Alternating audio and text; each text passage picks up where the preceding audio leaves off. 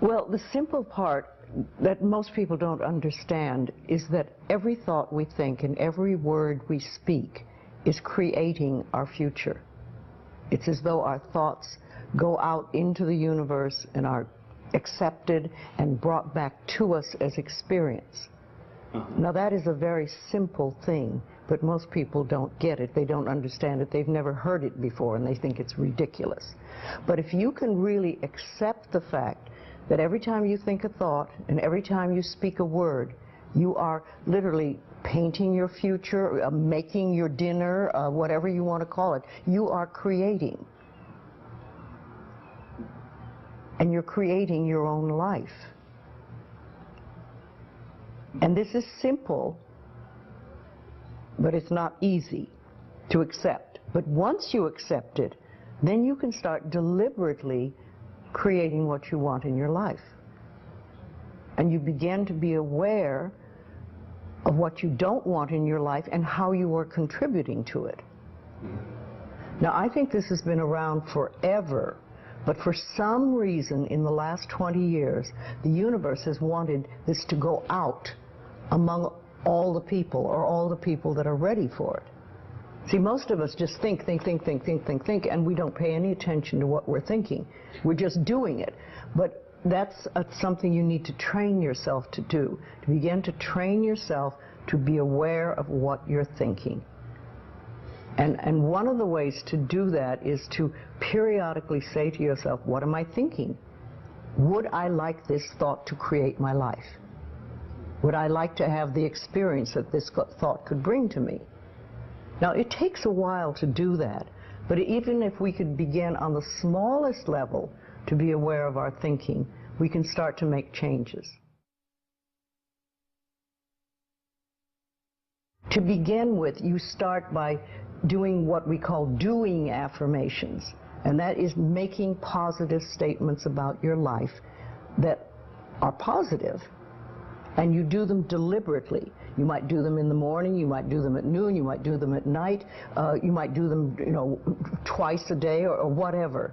But you do this and you let this become a habit. And as you start to do them, things will begin to change, maybe on a very small level. I call it getting the green lights in the parking places. I mean, they're not huge things in your life, but it can be very nice when you get 3 green lights in a row and you're in a hurry. Yeah. Doing an affirmation is either writing it down, writing it on the wall or the mirror, or using just saying it. What I like people to do is to stand in front of a mirror and do their affirmations.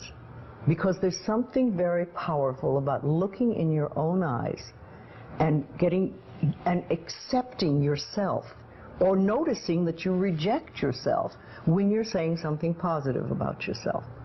So that would be a very beginning way to start. Say in the morning, you get up in the morning, you go to the mirror, and this is a big one, and it's hard for lots of people. But you look in the mirror and say, I love you. I really, really love you. And to begin with, that can be so hard for people because they think of all the things that they think are wrong with them. But if you can start your day saying that, it's very powerful. Remember, I'd like to think the universe is listening to everything you say and everything you think and saying, okay, you can get that. So then it starts to bring you in and bring things into you. And I know this sounds far-fetched, but it's amazing how it works. If you do a good general positive statement for yourself, the universe will figure out how to manifest that, how to bring that about in your life. So things could happen that you wouldn't expect at all, but they will happen. If you think of doing your positive affirmations, it's like planting a seed in the ground. It's not necessarily true at the moment, but it is something you want to have be true. So you put the seed in, and you plant a seed and you expect it to grow. Or you maybe plant 3 seeds just in case. You expect them to grow. And you don't wait 2 days and then dig in the earth and say, what's happening, what's happening? You expect that thing to grow because you know there's a law and a process. And the seed will grow if it is in the right soil and it has the right amount of moisture. Making it really a habit and doing it every day. Doing something every morning when you wake up, that's a really good time. And another good time is when you go to sleep at night. And gratitude works a lot. Just being grateful for everything. The more, I always say the universe loves gratitude. The more you're grateful for what the good is in your life, the more good you get to be grateful about. Mm-hmm. And it's like, you know, if somebody gives you a present or gives me a present and I say, oh my God, I hate that color and it doesn't fit, and you know, that person will never give me another present. Mm-hmm. But if you say, oh, it's wonderful and thank you, I really adore it, it's great, that person is probably going to want to buy you a present every time they see something they think you would like. And it's like that with the universe. The universe loves gratitude.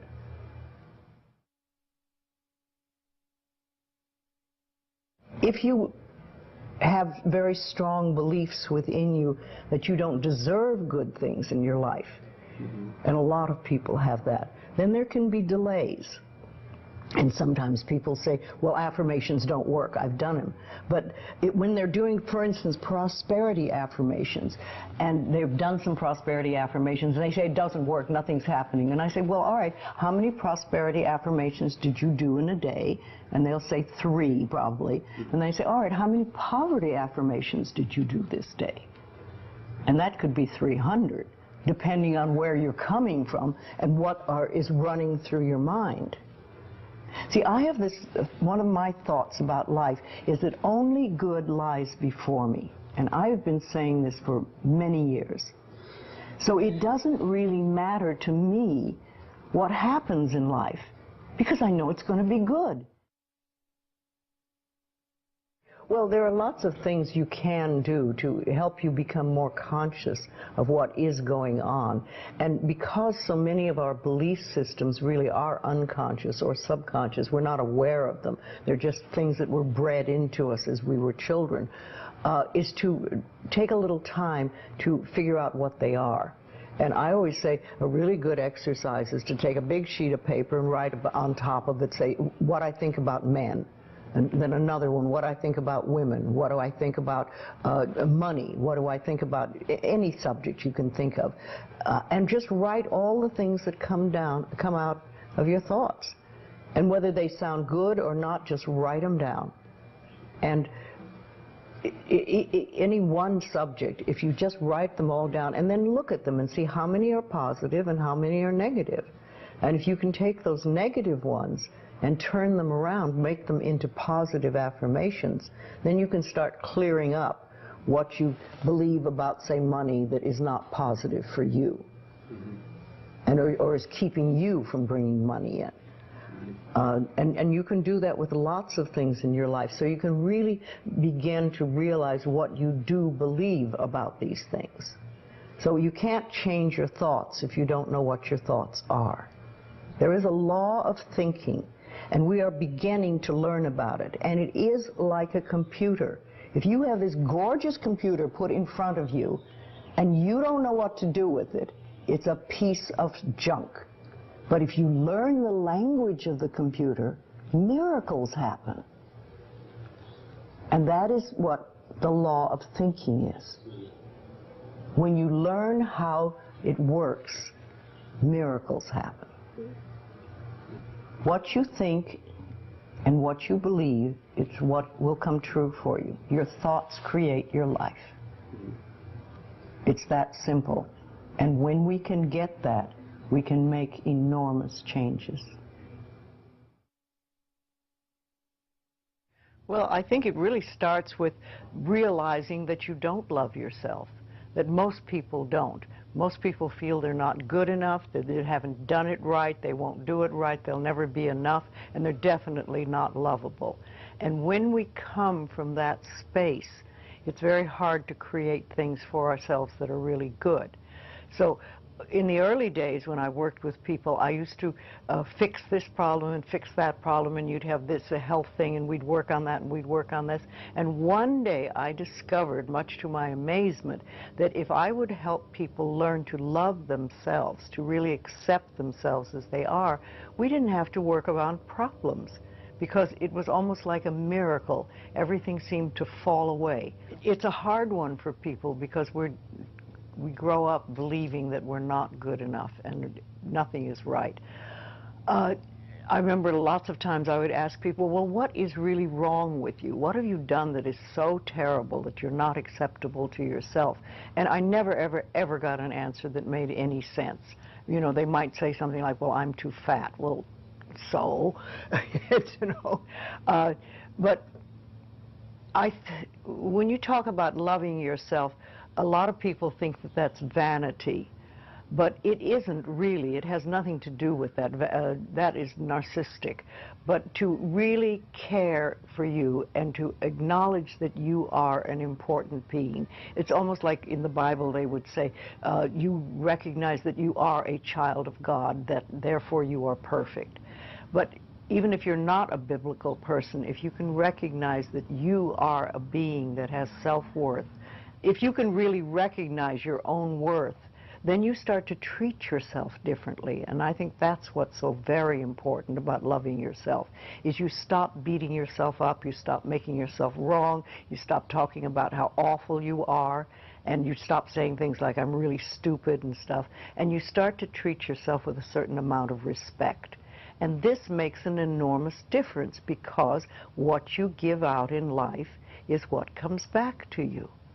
So if you're giving out a feeling of, I'm okay, I'm good enough as I am, and I am acceptable, and I love life, and I love me, and you start having gratitude for yourself and for life, then life treats you differently, because you are having a different vibration that you're giving out and getting back. And that's when things really start to flow. Now, a lot of people don't realize it, but you have to practice. You just have to start it. And that's why I try to get people to do a lot of mirror work. If you look in the mirror, just simple things like looking in the mirror in your own eyes and saying, I love you. I really, really love you. And it helps if you use your name, Louise, I love you. I really love you. It gets to that little child inside that has been rejected for so long, and it breaks open sort of a dam or a door or whatever you want to call it, and it's like little miracles start to happen. Lots of little good things happen, and the universe loves grateful people. The more grateful you are, the more you get to be grateful about. It's that simple. Life is really very simple. We make it enormously complicated, but it doesn't have to be. Now, that is a very simple thing, but most people don't get it. They don't understand it. They've never heard it before, and they think it's ridiculous. But if you can really accept the fact that every time you think a thought and every time you speak a word, you are literally painting your future, making your dinner, whatever you want to call it. Well, the simple part that most people don't understand is that every thought we think and every word we speak is creating our future. It's as though our thoughts go out into the universe and are accepted and brought back to us as experience. What you want in your life.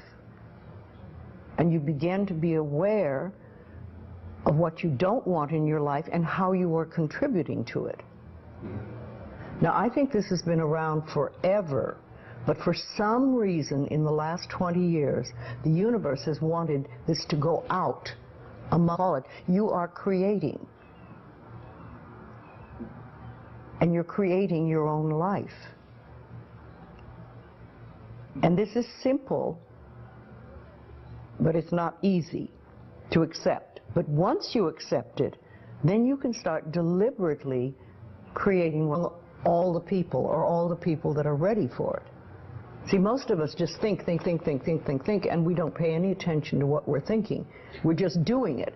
But that's something you need to train yourself to do, to begin to train yourself to be aware of what you're thinking. And one of